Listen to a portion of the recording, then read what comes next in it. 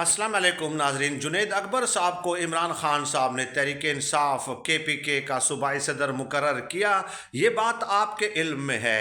अब जुनैद अकबर साहब को इमरान खान साहब ने अडियाला जेल से जो पैगाम भिजवाया है वो अगर आप सुन लें तो इससे आपको अंदाज़ा हो जाएगा कि हालात कितना खौफनाक रुख इख्तियार करने वाले हैं और इमरान खान साहब अब कश्तियाँ जला चुके हैं।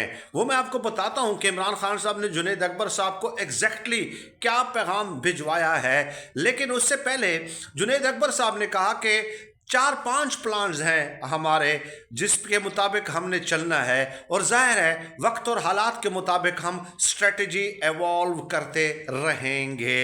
जुनैद अकबर साहब ने कहा कि एक तो हमारा प्लान ये है कि ज़िली सतह पे हम एहतजाज करेंगे, सूबाई सतह पे हम एहतजाज करेंगे, हम दोबारा इस्लामाबाद डी चौक का रुख भी कर सकते हैं और पूरी तैयारी के साथ हम आएंगे।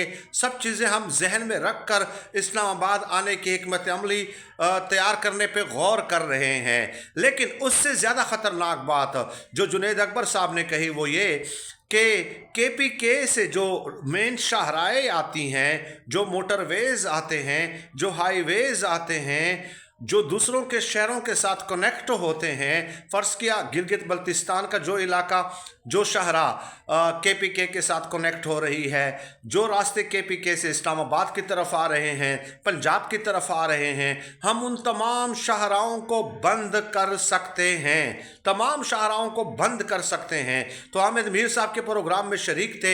हामिद मीर साहब भी हैरान रह गए और फिर पूछा कि इमरान खान साहब के जहन में अगर ये प्लान है तो इसका मतलब यह है कि वो दोबारा वज़ीर आज़म नहीं बनना चाहते, वो दोबारा हुकूमत में नहीं आना चाहते, क्योंकि ये तो एक एक्सट्रीम पोजीशन है जो वो ले रहे हैं। तो जुनैद अकबर साहब ने कहा कि इमरान खान साहब ने मुझे अडियाला जेल से पैगाम भिजवाया और कहा कि जुनैद याद रखो कि हमने ये नहीं सोचना कि हम दोबारा कभी हुकूमत में आएंगे या वज़ीर आज़म बनेंगे या आप दोबारा MNA बनेंगे।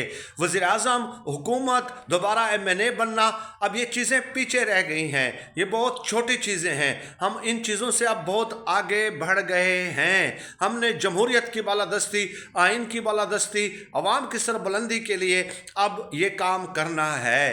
तो ये चीज़ें आपको अंदाज़ा हो जाना चाहिए कि हालात बहुत ज़्यादा संगीन रुख इख्तियार कर सकते हैं और जाहिर है इस पे एक प्लान पे एक टाइम लगता है। तो फरवरी के एंड में 28 फरवरी या 1 मार्च को माह रमज़ान होगा, तो अप्रैल के महीने में आपको नज़र आएगा कि बहुत ज़्यादा गर्मी होगी सियासी हालात में। अल्लाह पाक से दुआ है कि अल्लाह पाक मामलात अफ़वाम तफ़हीम से हल फरमाए। आमीन।